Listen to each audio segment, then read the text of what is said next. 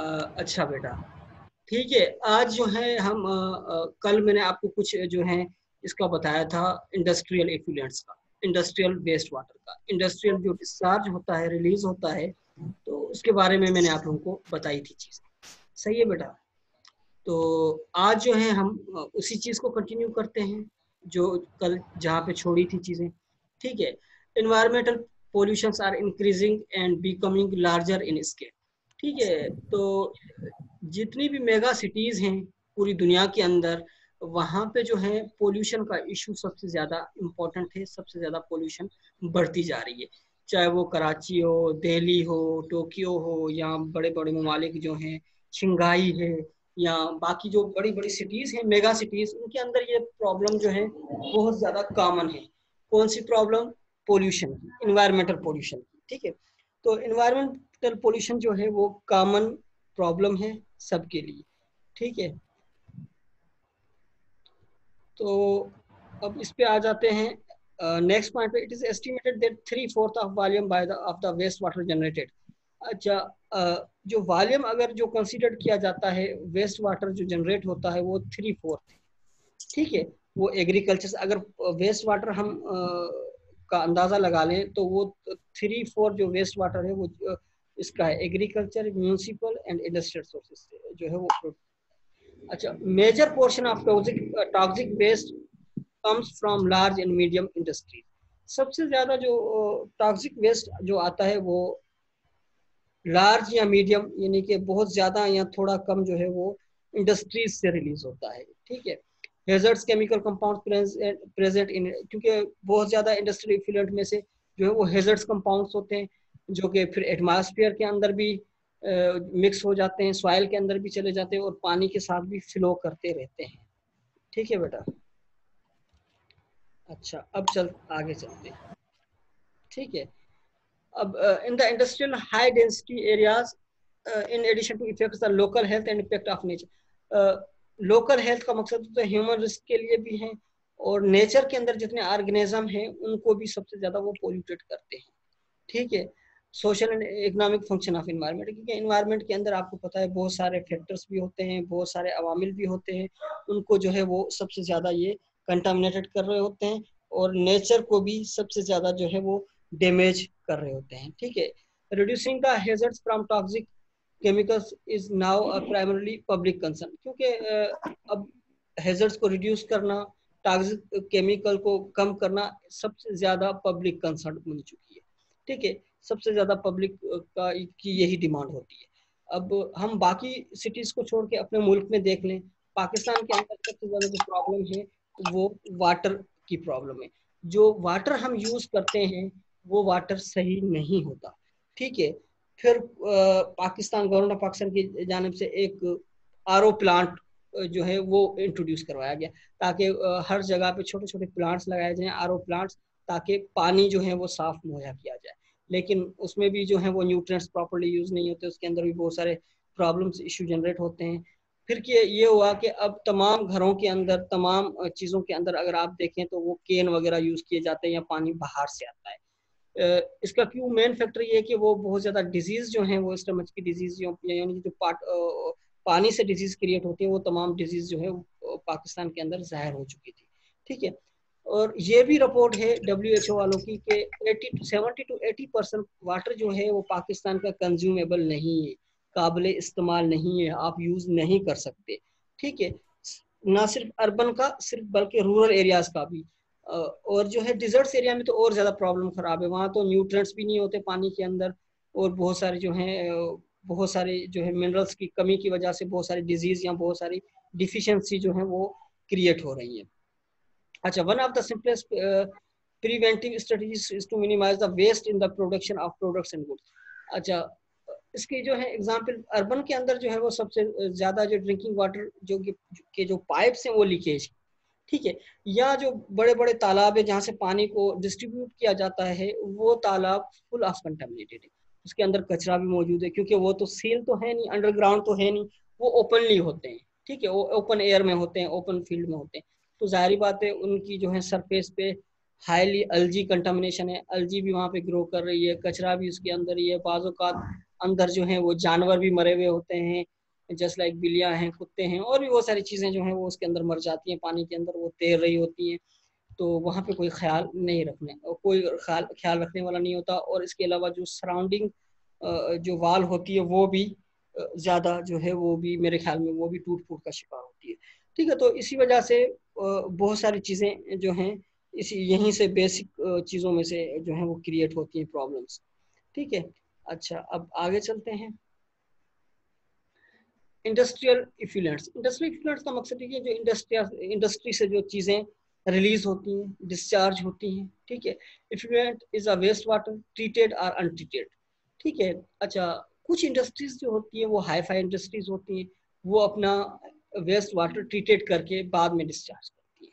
लेकिन अनफॉर्चुनेटली मेरे ख्याल में कराची और पाकिस्तान में शायद ही एक आधी ऐसी इंडस्ट्री हो जो अपना वेस्ट जो है वेस्ट वाटर वो ट्रीटेड करके फिर उसको जो है फ्लो आउट कराते हैं।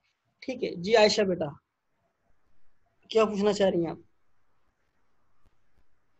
या ऐसे ही हाथ या हैंड ऐसे ही रेज किया आपने? चलें, it's okay. Waste water treated or untreated that flow out of treatment plants sewers और इंडस्ट्रियल आउटफॉल। ठीक है, तो वो ट्रीटमेंट जाहिर बात है इंडस्ट्री अगर जो है वाटर फ्लो आउट कराती है तो उस उनको प्लांट्स बनाने पड़ेंगे ट्रीटमेंट के लिए, या इंडस्ट्रियल आउटफॉल यानी इंडस्ट्री बाहर जो है उनको प्लांट बनाने के प्लांट जो होते हैं वो बहुत बड़े जो हैं एरिया के अंदर आ जाते हैं, कोई छोटे प्लांट नहीं बनते इसके अंदर। ठीक है, it is liquid waste discharge from a sewage system, factory, nuclear power station और अदर इंडस्ट्रियल प्लांट्स। कोई भी हो सकते हैं, जाहिर बात है फैक्ट्री भी कोई हो सकती है, उसमें से भी इंडस्ट्रियल वाटर आ जाता है, या न्यूक्लियर पावर स्टेशन से। ठीक है, one of the most serial environmental problem is the existence of hazards and toxic pollutants in industrial water. असल में ये होता है कि जो सबसे ज़्यादा अहम इम्पोर्टेंट मसला है वो है हैजर्ड्स एंड टॉक्सिक पोल्यूटेंट्स। जाहिर बात है जो वो वहाँ से डिस्चार्ज होते हैं या केमिकल्स वहाँ से डिस्चार्ज होते हैं, हैवी मेटल्स डिस्चार्ज होते हैं, वो बड़े नुकसानदेह होते हैं। क्योंकि वही वाटर अगर ओपन एरिया पे आ जाते हैं यानी कि बाहर डिस्चार्ज होते थे हो जाते हैं तो बर्ड्स भी उसी को यूटिलाइज कर रहे होते हैं, एनिमल्स भी उसी को यूटिलाइज कर रहे होते हैं। ठीक है, बाजों का जो बाकी डोमेस्टिक एनिमल्स होते हैं वो भी यूज कर रहे होते हैं, वही वाटर जो है एग्रीकल्चर को भी प्रोवाइड किया जाता है। उन्हीं वाटर के ऊपर जो है ना बाजों का पॉपुलेशन बल्कि आम है। अब आप शहरों के अंदर कराची के अंदर देख लें तो नालों के साथ साथ जो है वो आबादी है। जाहिर बात है जहाँ पोल्यूटेंट्स हैं या टॉक्सिक कंपाउंड्स हैं वहाँ से गैस भी डिस्चार्ज होती है, या जो है उनकी जो है इतनी ज़्यादा स्मेल होती है जिसकी वजह से भी प्रॉब्लम होती है, इरिटेशन होती है, ऑक्सीजन के अंदर जो है वो प्रॉब्लम होती है, रेस्पिरेटरी डिजीज भी इसमें कॉज करते हैं। अच्छा, problems because most of these waste waters end up being discharge to the environment. क्योंकि ये वेस्ट वाटर कहीं तो डिस्चार्ज होंगे, कहीं तो इनका एंड होगा, तो जाहिर बात है एंड या तो मेरीन वाटर पे होगा या तो इन्वायरमेंट में होगा। ठीक है, या एक बहुत बड़ा जो है वो आर्टिफिशियल एक वो बना देते हैं, एक पॉन्ड सिस्टम बना देते हैं, तालाब बना देते हैं, या एक ऐसी जगह होगी जहाँ पे वो पानी जाके जमा होता है, लेकिन होता तो इन्वायरमेंट में ही है ना। तो ये सारी चीज़ें वहाँ पे जो है वो सारी चीज़ें वहाँ पे different types of pollutants, dyes हैं, हेवी मेटल्स हैं, फिनोल्स हैं, पेस्टिसाइड्स हैं एंड फार्मास्यूटिकल्स। ठीक है, फार्मास्यूटिकल्स में भी आपको पता है ज़्यादातर जो है वो स्ट्रेटेजिक केमिकल कंपाउंड्स की की जाती है। वो केमिकल कंपाउंड्स जो होते हैं हेजर्ड्स भी होते हैं, ह्यूमन रिस्क भी होते हैं। इसी तरह पेस्टिसाइड्स के अंदर डीटीटी वगैरह डाइक्लोरो जो है ये बहुत ज़्यादा हाईली जो है टॉक्सिक कंपाउंड्स होते हैं जो कि बहुत ज़्यादा नुकसान पहुंचाते हैं। अच्छा, इसकी एक मैं आपको रिसेंटली एग्जांपल बता देता हूँ। रिसेंटली एग्जांपल ये थी कि हमारे गांव के बाहर जो फील्ड्स थी वहाँ पे स्प्रे किया गया था किसी जो है पेस्टिसाइड वगैरह का। तो वो छोटी बोतल थी, उस बोतल को यानी कि जब वो पूरा पेस्टिसाइड जो है वो डिजॉल्व कर दिया तो उस बोतल को उन्होंने डिस्कार्ड कर दिया, फेंक दिया तो वो एक छोटा सा पानी का जो था वो एक गड्ढा समझ लिया, छोटा सा गड्ढा था, वहां उसको फेंक दिया। तो वो पानी के अंदर जो है वो जब बोतल को फेंक दिया तो 2 घंटे या 3 घंटे के बाद कुछ जो है डोमेस्टिक एनिमल्स जो थे वो वहां पे पानी पीने आ गए थे, जो कि दो एनिमल्स थे, एक काऊ थी शायद, एक शायद बफेलो थी, या दोनों बफेलो थी या दोनों काऊ थी, बहरहाल जो भी थे डोमेस्टिक एनिमल्स। उन्होंने जैसे ही पानी पिया तो 1 से 2 घंटे के बाद जो है उनकी डेथ हो गई। तो जब उस पर पता चलाया गया तो पता चला कि वो पानी उन्होंने वहां पिया था जहाँ पे उसको डिस्कार्ड किया गया था। यानी कि इनके अंदर जो सिर्फ खाली बोतल है उसके इतने असरात होते हैं, तो बाकी आप खुद समझें कि वो पानी के अंदर कितना ज़्यादा नुकसान पहुँचाते होंगे, या फ्रेश वाटर के अंदर जितने भी ऑर्गेनिजम्स हैं या जो है मेरीन वाटर के ऑर्गेनिजम्स हैं उनके लिए कितना नुकसानकार होते हैं, क्योंकि ये सिर्फ एक पेस्टिसाइड की मैंने एग्जांपल दी है। इसी तरह जो हैवी मेटल्स, फार्मास्यूटिकल इंडस्ट्रीज के बहुत ज़्यादा एग्जांपल्स भी यहाँ पे मौजूद हैं। अच्छा बेटा आगे चलते हैं। अच्छा इम्पैक्ट्स, जस्ट लाइक मैंने आपको एक एग्जांपल दे दी इम्पैक्ट्स की, तो इसी तरह और भी जो हैं एग्जांपल्स मौजूद हैं। अच्छा, industrial effluents contain toxic and hazards material from the wastage and that settle in river water. ठीक है। अच्छा, अब कराची के अंदर तो आप मेरीन वाटर तो देख चुके हैं, आपका बहुत जाना आना होता है, आपने देखा भी होगा कि कोस्टल लाइन जो है पूरी अफेक्टेड है टॉक्सिक कंपाउंड्स के साथ, या टॉक्सिक मटेरियल या गार्बेज है जो भी है। लेकिन अगर आप हैदराबाद जाना हुआ हो तो हैदराबाद आपको पता है कि शहर में से लतीफ़ाबाद है या हैदराबाद के शहर में से रिवर इंडस पास आउट हो रहा है, तो वहाँ पे रिवर इंडस जहाँ जहाँ से गुजर रहा है वहाँ पे अगर आप देखें ये, तो ये जो है बफेलोज वगैरह के जो बड़े बड़े बाड़े हैं उनका भी जो रिलीज हो रहा है, जो गंद वगैरह डिस्चार्ज हो रहा है वो भी रिवर वाटर के अंदर हो रहा है। ठीक है, वो पानी पीने के लिए जो है वो यूज होता है। इसी तरह बाकी वेस्ट मटेरियल है वो भी रिवर इंडस के अंदर जो है उसको पानी को जो है वो रिलीज किया जा रहा था। अच्छा, settle in river water as a bottom sediment, तो ये क्या करते हैं, बॉटम पे जाके ये सेडिमेंट्स जो हैं वो रुक जाते हैं या बैठ जाते हैं बॉटम पे, and constitute health hazards to the urban population. ये अर्बन पॉपुलेशन का कहने का मकसद ये कि वही पानी जब यूटिलाइज करता है इंसान पीने के लिए, तो बहुत सारे डायरिया वगैरह जो है ये भी पानी की वजह से होती है, तो बहुत सारी जो पेट की बीमारियां, स्टमच डिजीज जो होती है वो यहीं से ग्रो करती है। बट आवाज आ रही है क्लियर सबको? जी सर। अच्छा, गैस्ट्रो हैजर्ड्स भी है ना सर एक? जी बेटा, गैस्ट्रो भी है ना सर एक डिजीज? जी गैस्ट्रो है, डायरिया है, बहुत सारी जो है डिजीज, स्टमच जी की सर। बहुत सारी डिजीज है वो जो है वो काज करती है। Urban population that depends on the water as a source of supply for domestic uses, क्योंकि डोमेस्टिक यूज के लिए जो भी पानी आता है, तो इसीलिए अर्बन सिटीज के लिए वाटर को जो रिकमेंडेड किया गया है, वो डॉक्टर्स यही कहते हैं कि यहाँ तो आप आरओ प्लांट्स वगैरह का जो वाटर है वो यूज करें। यहाँ पानी अगर आपका डोमेस्टिक वाटर आ भी रहा है लाइन से, तो उसको जो है पानी को आप गर्म करके बॉयल करके आप यूज किया करें। ठीक है, बॉयल करने से हैवी मेटल्स रिड्यूस हो जाते हैं या बाकी जो है उनमें वो कमी आ जाती है, लेकिन पानी के अंदर फिर वो न्यूट्रिएंट्स नहीं रहते। तो बहरहाल बहुत सारे इसके अंदर रिकमेंडेशंस हैं। Impacts of industrial influence has on the environment is not limited to water bodies alone. ठीक है, इंडस्ट्रियल इफ्लुएंट्स का जो है वो ना सिर्फ पानी के अंदर जो है उसका इम्पैक्ट है, बाकी चीज़ों के अंदर भी बहुत ज़्यादा इम्पैक्ट इसका है। Impact of industrial influence would be discuss, affects each components in the environment, namely just like hydrosphere है, waste bodies, impact on the soil, lithosphere पे उसके क्या इम्पैक्ट्स हैं, उस वाटर्स के या उनके जो टॉक्सिक या हैजर्ड्स हैं या हैजर्ड्स मटेरियल या टॉक्सिक कंपाउंड्स हैं उनके हाइड्रोस्फीयर वाटर बॉडी पे भी बहुत ज्यादा इम्पैक्ट्स होते हैं। ठीक है, impact on the soil, lithosphere. अच्छा, सॉइल की स्टडी को लिथोस्फीयर भी कहा जाता है, तो उस पर क्या जो है असरात है। अब मैं आपको यहाँ पे एक चीज का एडिशन करा दूं, फर्टिलाइजर्स। फर्टिलाइजर में बायो फर्टिलाइजर की बात नहीं कर रहा, बायो फर्टिलाइजर एक नेचुरली प्रोसेस होता है। यहाँ पे फर्टिलाइजर की वो बात कर रहा हूँ जो एन पी के, एन पी के या और भी हैं बहुत सारे जो हैं फर्टिलाइजर, जब हम वो यूज करते हैं तो सॉइल के ऊपर लेयरिंग बन जाती है, सॉइल का कलर ही चेंज हो जाता है। जो आप में से कोई जिसकी कोई जमीनें वगैरह हैं या उनसे रिलेटेड उनको पता होता है, ठीक है, वो सॉइल का कलर ही चेंज हो जाता है। तो वो जो सॉइल का कलर चेंज हो जाता है वो सॉइल यानी कि बर्न हो जाती है। ठीक है, बर्न की वजह से बहुत सारे ऑर्गेनिजम्स जो होते हैं या बैक्टीरिया जो सॉइल की फर्टिलिटी के लिए होते हैं उनको नुकसान पहुंचता है। ठीक है।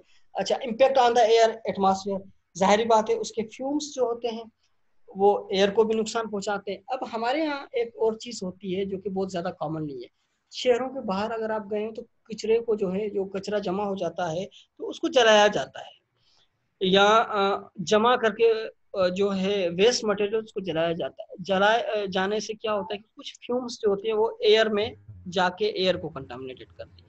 आपको पता है कि आपका एयर के अंदर टू टाइप्स के ऑर्गेनिजम्स पाए जाते हैं, एक तो होते हैं बेनिफिशियल ऑर्गेनिज्म। बेनिफिशियल ऑर्गेनिजम्स क्या करते हैं, बाकी हार्मफुल ऑर्गेनिज्म पे हमलावर होते हैं या उनको रिड्यूस करते हैं, ठीक है। और बाकी जो हार्मफुल ऑर्गेनिजम्स होते हैं वो भी एटमॉस्फेयर में होते हैं, ठीक है।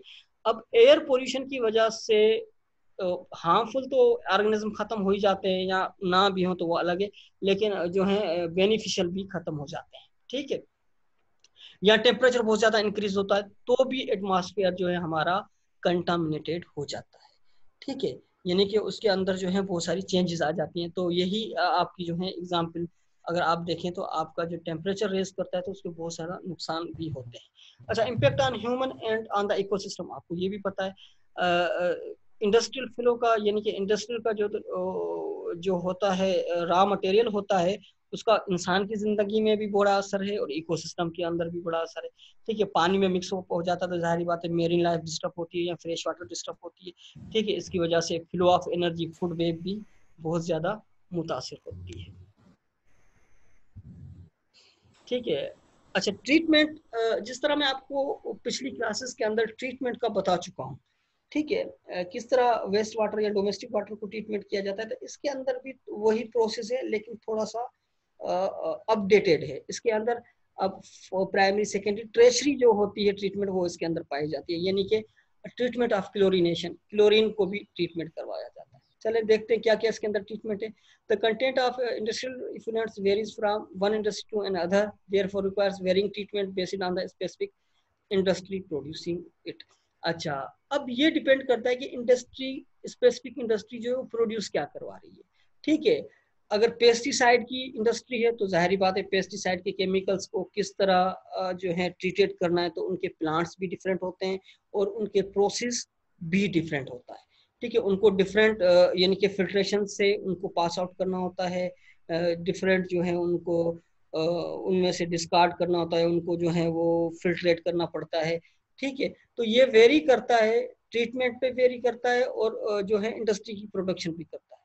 अच्छा, इसके बाद नेक्स्ट पॉइंट है specification for releasing various types of industry effluents into the public sewer network और to surface water courses not only. अच्छा, इसका कहने का मकसद ये है कि कुछ इस तरह के इफ्लुएंट्स होते हैं जो कि फ्लो आउट करते हैं सरफेस पर, ठीक है।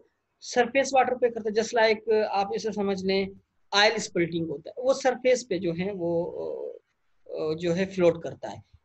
लेकिन कुछ इस तरह के होते हैं मेटल्स वगैरह, वो बॉटम पे चले जाते हैं या पानी के अंदर जो है वो सिंक हो जाते हैं, डूब जाते हैं या अंदर की तरफ चले जाते हैं। तो यहाँ पे दो कंडीशंस आ जाती है। नंबर वन कंडीशन, अब जस्ट लाइक, एक मिनट, कुछ बच्चे दोबारा फिर आ जाते हैं। अच्छा, शायद नेटवर्क की प्रॉब्लम है। अच्छा, सॉरी।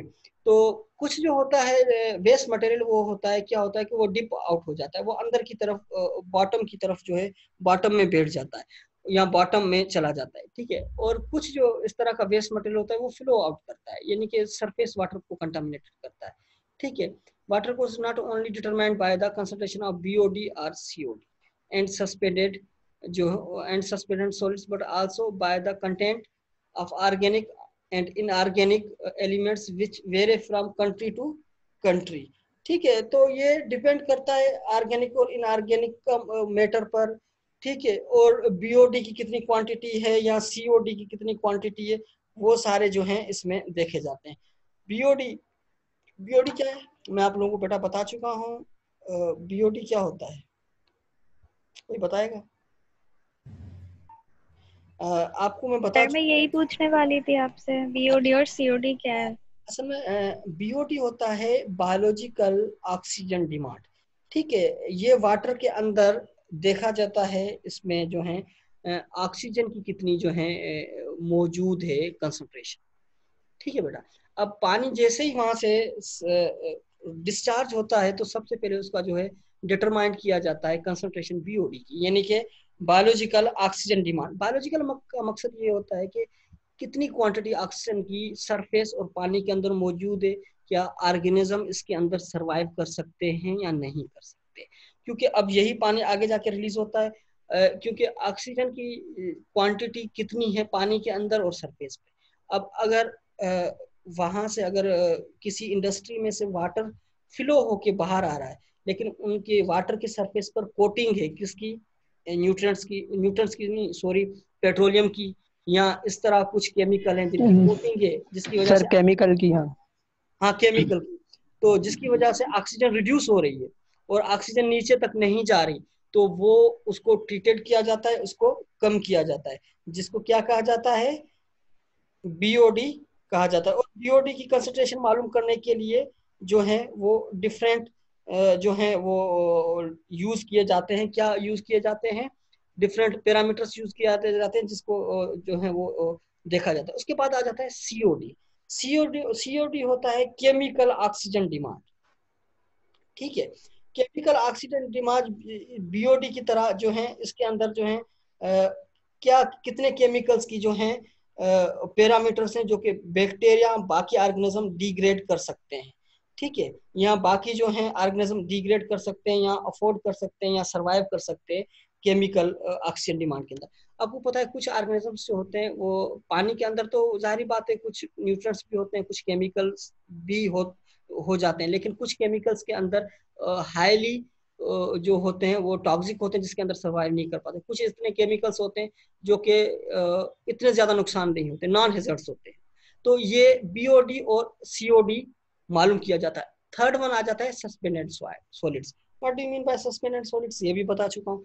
सस्पेंडेड सॉलिड्स के अंदर बहुत सारा जो है वो ऐसी चीजें जो सॉलिड के अंदर फॉर्म में हो, ठीक है, वो बाहर डिस्कार्ड हो।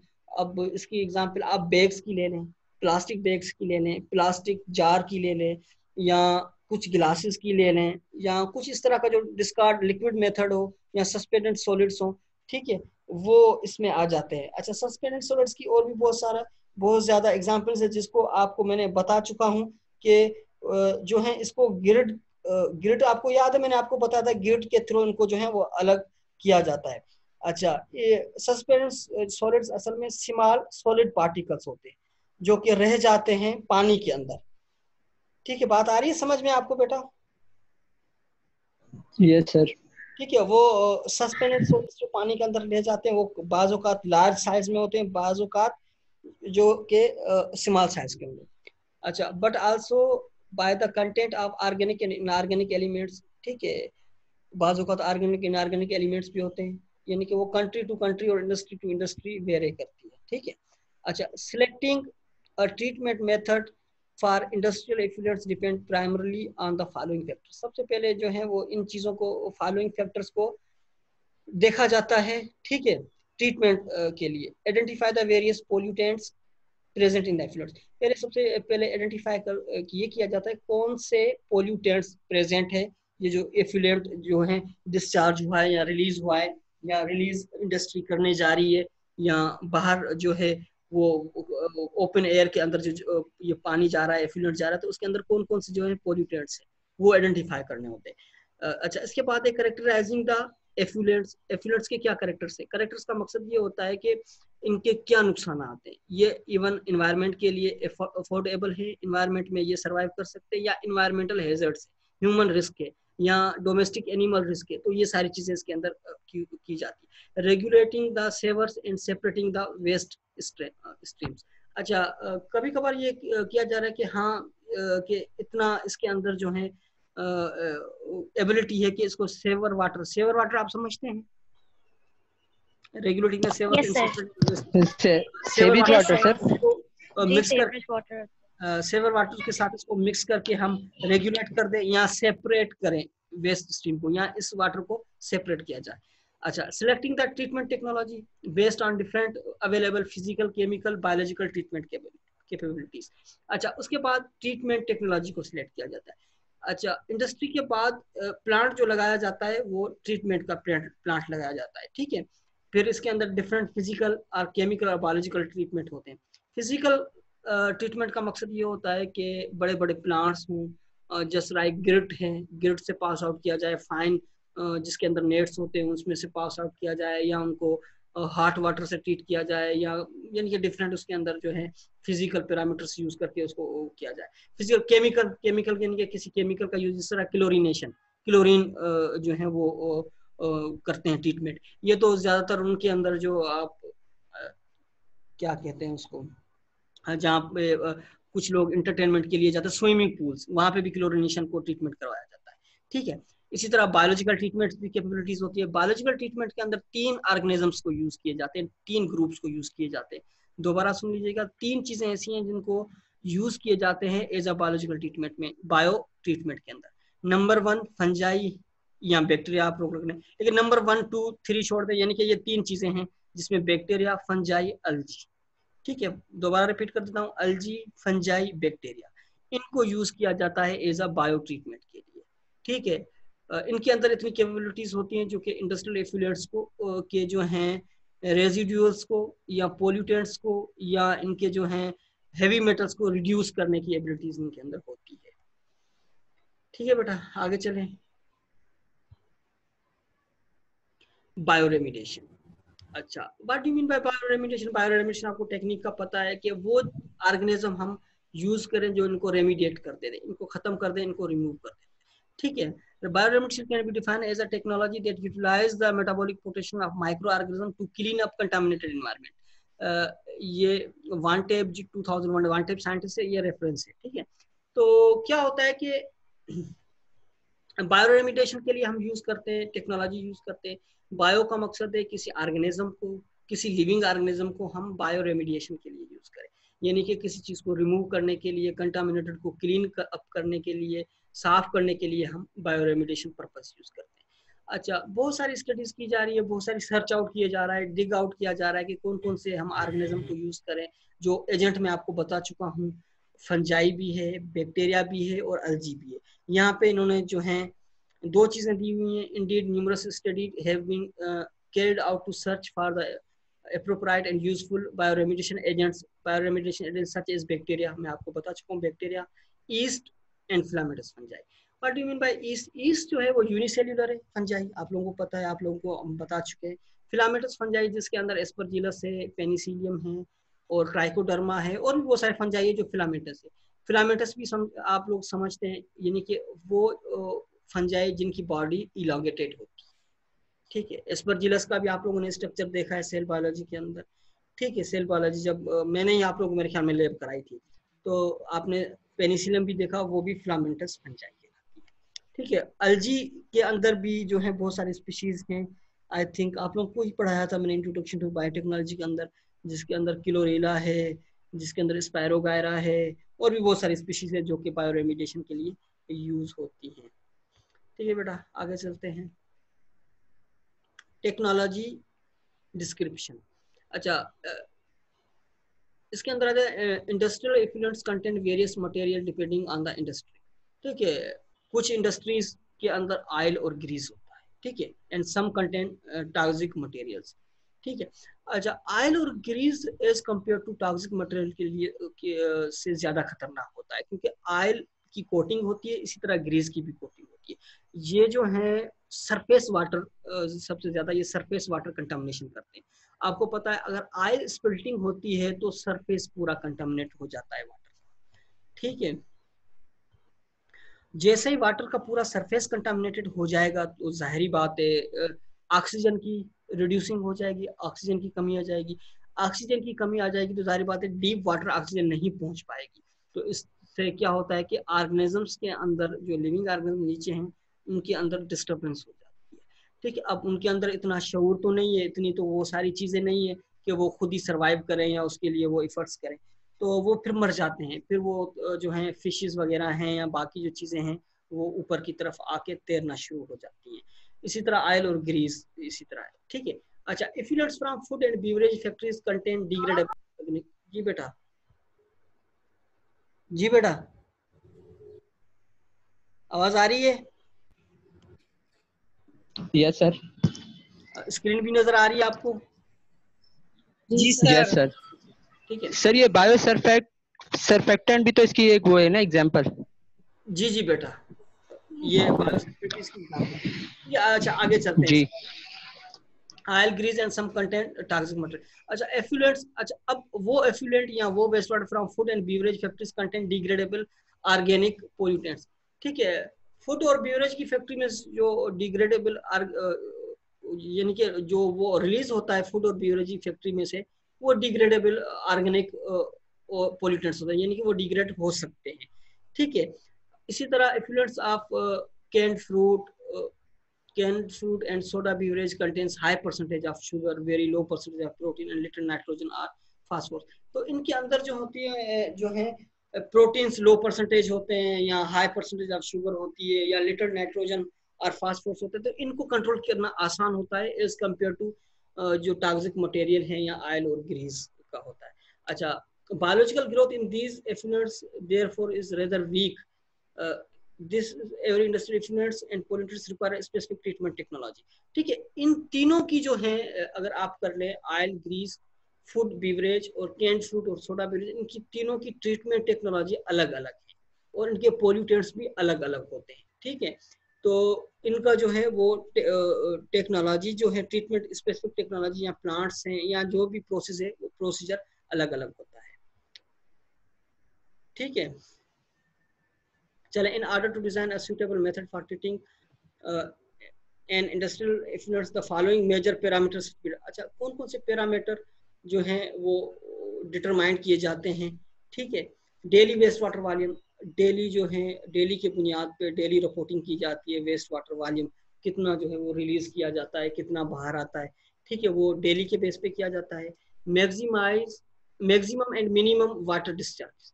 ठीक है, ये दोनों चीजें इंपॉर्टेंट होती है. रोज कितना जो है फैक्ट्री वाटर जो है वो रिलीज कर रही होती है. Continuous and intermittent manufacturing stages.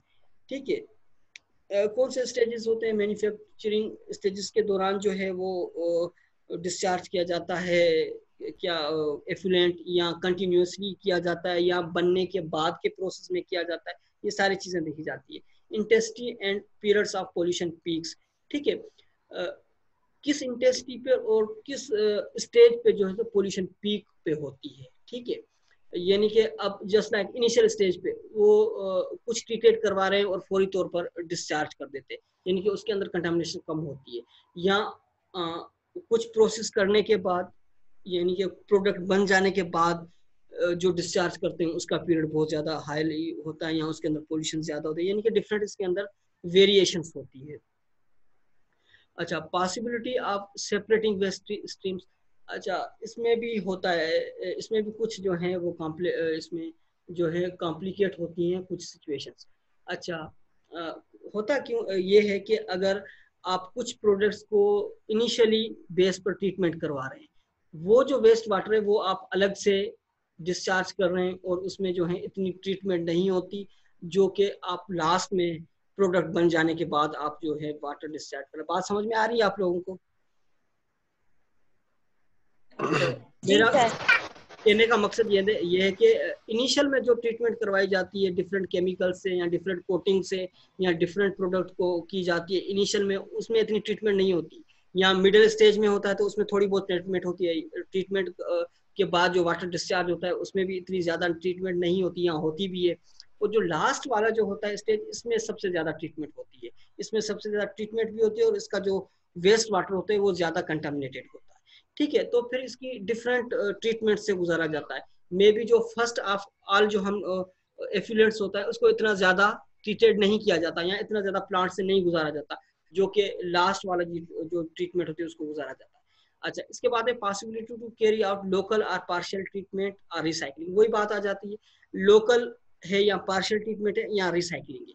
अच्छा, तो ये भी तीनों अलग अलग हैं.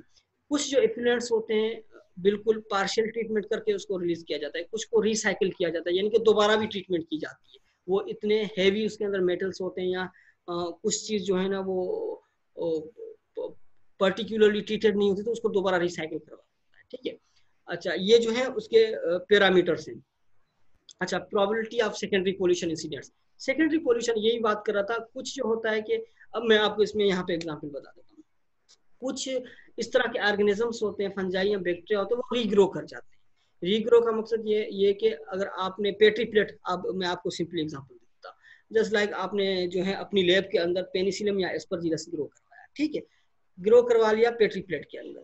ठीक है, इसके बाद आपने क्या किया, वही चीज आपने क्या ऑटोक्लेव में आपने 121 सेंटीग्रेड पे उसको स्टरलाइज किया. स्टरलाइज करके आपने पैक किया था, आपने रैप किया था जो है इसमें न्यूज़पेपर के साथ. ठीक है, अब आपने क्या किया, ऑटोक्लेव करने के बाद पेनिसिलियम की पेट्री प्लेट आपने वहीं पे रख दी 2 दिन आपको छुट्टी के मिल गए, फ्राइडे सैटरडे आपने वॉश नहीं किए, ठीक है, फ्राइडे को आप आए नहीं, या फ्राइडे को आप आए थे आपने वॉश नहीं किया, सैटरडे संडे बीच में आ गया, आप आ गए मंडे को उसको वॉश करने के लिए। मंडे को आप जैसे ही वॉश करने के लिए आएंगे तो वो पेट्री प्लेट्स के अंदर जिसको आपने ऑटोक्लेव किया था उसके अंदर पेनिसिलियम रीग्रो कर जाती है, रीग्रो हो जाती है। क्यों रीग्रो हो गई? कोई क्वेश्चन का जवाब दे पाएगा आप लोगों में से? जी बेटा, सब खामोश है, नेक्स्ट ओके, मैं आपको रीजन बता दूंगा। तो ये जो है पेनिसिलियम जो स्पीशीज है, ये जो है टेम्पररी टाइम के लिए जो है वो रिड्यूस हो गई, उसकी ग्रोथ स्टॉप हो गई, लेकिन वो किल नहीं हुई 121 सेंटीग्रेड के अंदर, उसके अंदर दोबारा रीग्रो की जो है एबिलिटी होती है। इसी तरह सेकेंडरी पोल्यूशन भी इसको कहा जाता है। सर इनएक्टिव हो गई ना? जी, इनएक्टिव हो गई, इसको हम इनएक्टिव जी कह सकते हैं, ठीक है, वो इनएक्टिव हो गई फॉर टेम्पररी टाइम के लिए। अब आप क्या करते हैं, तो उसको वॉश आउट करके, उसको इनएक्टिव करके, उसको खत्म करके डिस्कार्ड कर देते हैं, लेकिन वही चीज आप छोड़ देंगे तो वो रीग्रो कर जाएगी। यही बात जो है probability of secondary pollution incidents होती है। तो हम अगर रिसाइकल कर भी देते हैं, वो सॉरी ट्रीटेड कर भी देते हैं पार्शियल या इनिशियली ट्रीटमेंट, प्राइमरी ट्रीटमेंट हम कर देते हैं, तो सेकेंडरी में जाके ये रीग्रो हो सकती है, या ये नहीं कि ये जो है पोल्यूशन दोबारा जो है वो आ सकती है।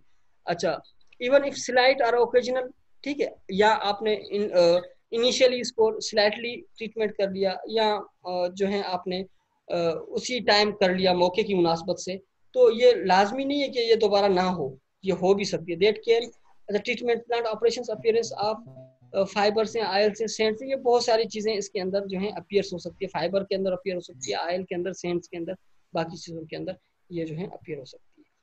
अच्छा, इसके बाद आ जाता है every pollutants require a certain treatment technology. हर जो पोल्यूटेंट की जो होती है एक डिफरेंट ट्रीटमेंट टेक्नोलॉजी होती है, ठीक है, फॉलोइंग स्टेजेस, मतलब सेपरेट ट्रीटमेंट वो ग्रिड के थ्रू की जाती है for the purpose of separating material that requires special treatment. This is important when the waste water contains high concentration of BOD. जिस कंसंट्रेशन के अंदर जो है ज्यादा होते हैं, क्या क्या हो, बीओडी ज्यादा हो, बीओडी में आप लोगों को समझा चुका हूँ, सीओडी हो, H2SO, NH4, इनके अमोनियम वगैरह या हाइड्रोजन सल्फाइड वगैरह, या इनकी या पॉइजनस मटेरियल बहुत ज्यादा हो, या और भी केमिकल कंपाउंड्स जो पॉइजनस होते हैं या टॉक्सिक होते हैं, वो अगर ज्यादा हो तो उनकी सेपरेट और उनकी प्रॉपर ट्रीटमेंट की जाती है। आ रही है बात समझ में आप लोगों को? तो सेपरेट ट्रीटमेंट के अंदर क्या होती हैं, 3 से 4 चीजें। वो वेस्ट वाटर जिसके अंदर हाई कंसंट्रेशन हो बीओडी की, सीओडी की, H2S की या NH4 की, तो वो या पॉइजनस मटेरियल हो तो उसकी सेपरेट ट्रीटमेंट की जाती है। अच्छा, प्रिलिमिनरी ट्रीटमेंट क्या होती है, useful to all industries and important for food and agriculture industries. ये जो होती हैं प्रिलिमिनरी ट्रीटमेंट जो होती है, ये तमाम इंडस्ट्रीज में की जाती हैं, ठीक है, लेकिन स्पेसिफिक फूड और एग्रीकल्चर इंडस्ट्री में सबसे ज्यादा की जाती है। इसमें grit removal in some cases, grit removal में आपको समझा दूं, ग्रिट क्या होता है, एक जाली होती है या एक फाइन स्ट्रक्चर होता है जिसमें बड़ी चीजें जो प्लास्टिक बैग्स हैं या कुछ जो है चीजें जो सॉलिड होती हैं वो रुक जाती हैं, वो इसमें ग्रिट जो है वो